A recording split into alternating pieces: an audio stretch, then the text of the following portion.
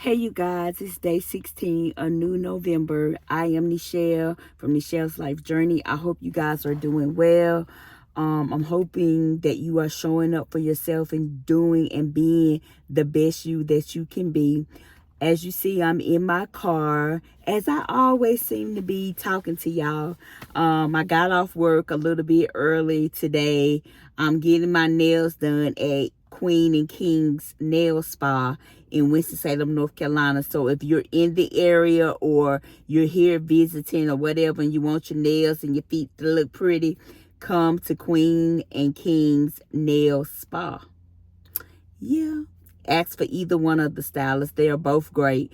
Candy May is the one that does my nails, but the other lady is just as good. They're both awesome. They both do awesome work. They do great designs and everything. So anyway, I'm getting my nails done because I told you guys that I am going to a birthday party on Saturday. So, I gotta get this look together. I don't know what the look is gonna be right now, but I gotta try to get it together. So the color scheme is a nude or a brown. So I'm gonna get my nails like a brown color or nude color, I guess. Or I might just get clear. I don't know what I'm gonna get. Usually my nail tech, just does what she needs to do for my nails and makes it look amazing. So that's that.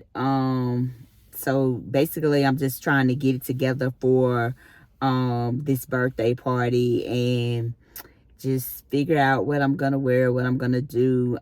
Today has been an amazing day for me because I've actually, for the most part, been in good spirits. I was able to finally get myself together enough to get on the treadmill and work out this morning. So anytime I work out, it really makes me feel good. It makes my mood feel better. So I know that I need to do it, whether I do the full 8 laps that I did today or whether I just do 4 laps. I still know that I need to get up there and get that exercise because it makes me feel a whole lot better, and it makes me feel like I've accomplished something. Like when I make my bed in the morning and stuff, it makes me feel like I've accomplished something. If I don't accomplish nothing else that day, I've accomplished that. So yeah, so that's that. I drank my gallon of water. I don't know what I did with my bottle, but oh yeah, here it is. I drank my bottle of water. You guys know purple is my favorite color, so it's easy for me to get this done most of the time because of the purple. It just makes me feel better. So I did do my gallon of water today, so I am happy about that. But like I said, I'm just in the car waiting for my appointment. My appointment's at 3. My nail tech said that she was gonna be late about 15 minutes. So I thought I would just get on here and talk to you guys. So today I'm going to do a story time about my first job as a CNA. Before I started my business and all of that. I'm gonna tell you guys about that. It was funny, but it was not funny because I was really, really scared. I got my CNA license late. I wasn't like one of those people that came out of high school or got it while I was in high school. That was not me. I got it, I had to be like 20, 21, 22, something like that.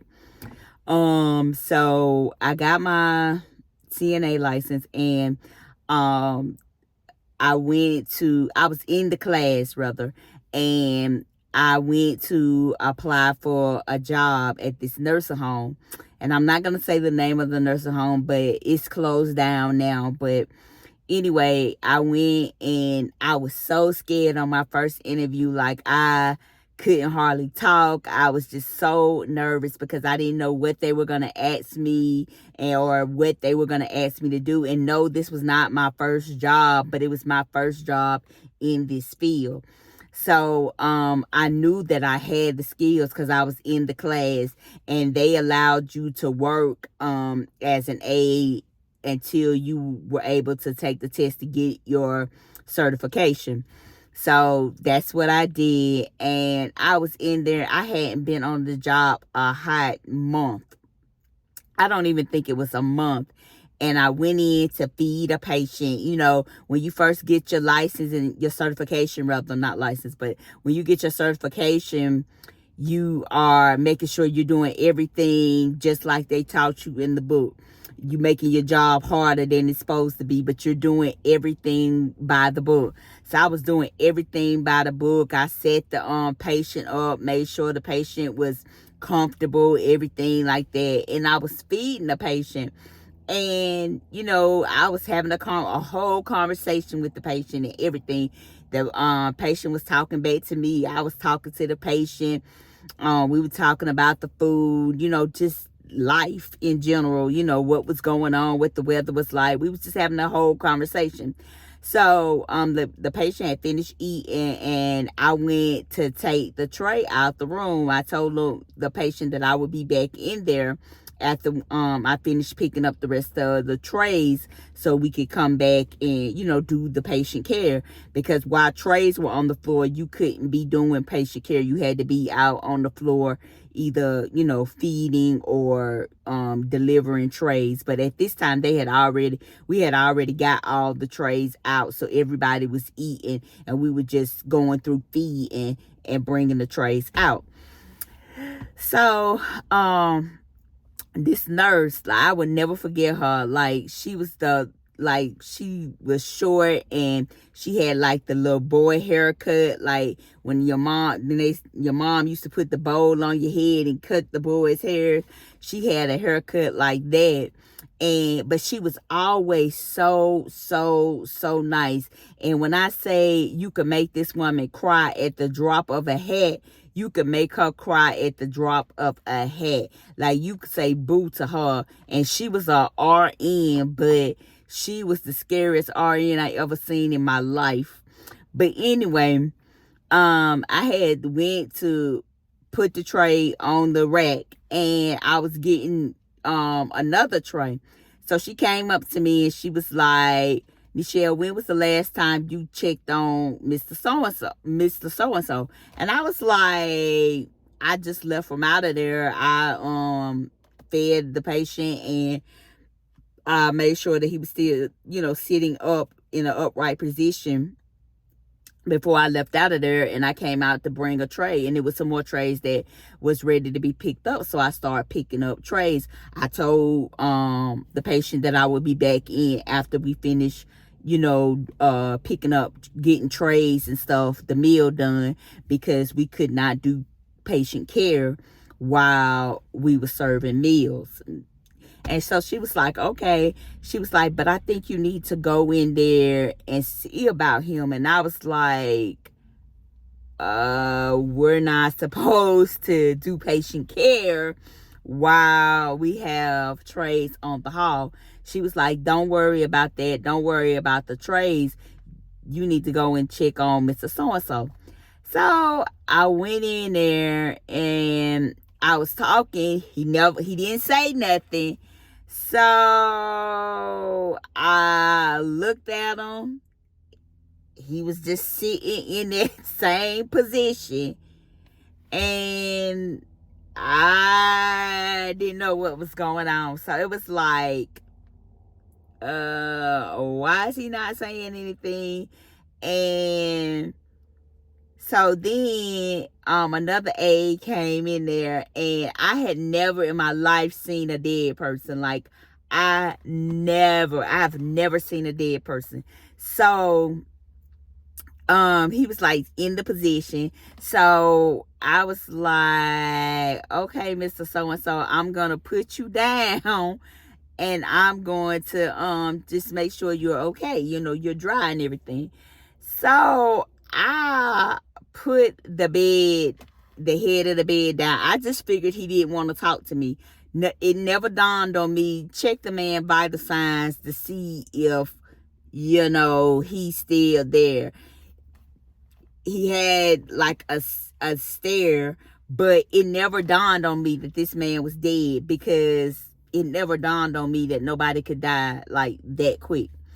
So I put him down flat, and I'm getting ready to check him, because I'm assuming if the nurse told me to come back in there that he needed to be changed or something like that. So I put him down, and I'm checking the brief, and like I had got the wipes to clean him up and everything. And I told him, I was talking to him now, and this the crazy thing, I was talking to him, and I was like, well, I'm gonna make sure you're dry and clean and everything, and then after we finish the trays, now I'm gonna come back and we gonna get you shower and everything, get you cleaned up for the night. And he never said nothing, so I figured he just didn't want to talk. So I turned him, changed him everything. He had a BM or whatever, so I changed him and everything. So I put him, after I changed him, I said, do you want to sit up? He never said nothing. So I kind of lifted him up a little bit, because I knew he had just finished, eating or whatever. So I set him back up a little bit, and then I washed my, disposed of everything and washed my hands, and I told him, I'll be back. So I left out again, and I went, sanitized my hands, and then I went to help the other girls get the trays up. So I'm getting the trays up. So the nurse comes to me, and she was like, Nichelle, did you go check on Mr. So-and-so? I was like, yeah. I said, he was not saying anything to me. I changed him and everything, and he didn't, when I was in there before, he was talkative, but now he's not saying anything. She was like, come with me.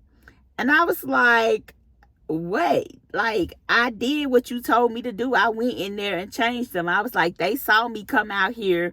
She was like, Nichelle, that's not what I want with you. Just come with me. So I'm like, okay, I know she ain't finna try to start riding me, and I'm doing my job. Like, I know this lady ain't finna try me. So we went in the room, and she was like, Nichelle, did you change? She was like, did you change him? I said, yes. I said, yes, I did change him. I said, matter of fact, there go the stuff that I had set up for his bath and everything, but I was waiting until after we finished. She said, Nichelle, she was like, I know you're new to the game, so I'm not even gonna ask you this next question. I'm just gonna tell you. And I said, tell me what? She said, the patient is deceased. That's why he did not answer you. And I said, what? What? No, I'm telling you, I just changed this man. She said, Nichelle, when I told you to, I asked you to come and check on him the first time, he was already dead. I was like, no, I had just been in there talking to this man. She was like, Nichelle, it does not take a long time or whatever. She was like, you need to wash him up and, clean him up, and I'm gonna go up here and call the family. I'm in there like boo-hoo crying. And this is, now mind you, this is the first day I ever met this man. I'm in there boo-hoo crying. I mean, I'm crying like this, my family member. I'm boo-hoo crying. I can't even wash the man up for crying. So I don't know how it happened. I don't know if it was just, I know what happened, but I don't know how it happened. Anyway, I was washing them up, and it's like a reflex, like his hand touched mine, and I just ran out the room screaming. I was like, he not dead. He not dead. It was so funny. Like, I was telling her he ain't dead. He just touched my hand. He ain't dead. She was like, Nichelle, that's reflux. And I was crying, so emotional and everything. So they sent another aide that was like, had been in the game for a minute. She knew or whatever, to go in there with me and help me get through it. And so she was telling me, like, Nichelle, this is what happens. Sometimes this happens. Sometimes they have a bowel movement or whatever. And I was like so distraught.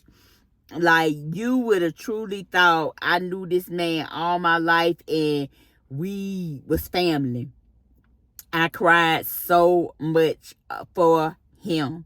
So got him cleaned up. The family came, and I was just like, oh my God.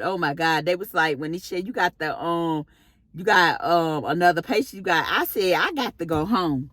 I need bereavement because I need to go. I can't do it. I cannot do it. No, I need to go home. My mind is like, I can't even focus right now. I can't believe that just happened to me. So they let me off for 3 days. It was just horrible. It was the most horrible experience. But, after that, it was like, it was nothing. It was second nature, what I needed to do and how I needed to handle it. But then it was just awful to me. So that's my experience with my first job as a CNA. It was just horrible. It was the most horrible experience I've ever had. But I want to thank you guys for listening to my story time. And I hope that you will like, comment, share, and subscribe this video, because I'm still trying to get to those 10 subscribers that I told y'all about. Who are going to be the next 2? Who is going to be the next 2 subscribers that I have? I don't know. Do you know? Is it you? If it is, thank you. I'll see you guys on the next one. This is day 16 of New November. Trying to keep it consistent. Trying to be consistent. Yes, that's me. Making my intentions known. I want to have these 10 subscribers, and I'm gonna keep posting until I get them, so I can go to the next 10, which is 20. You guys have an amazing rest of your day. I'll come back and maybe do a short and show you what the nails are looking like. Right now they're looking awful, but I will show you guys what it's gonna look like. And when I get this outfit together, I'm going to definitely show you guys the outfit. And I may do a video and just put the outfits out and let you guys tell me which one I should choose. I think that'll be good. Just tell me which outfit you think would be best for me and my body and my look that I'm trying to have. I will see you guys later. I appreciate you so much. See you later.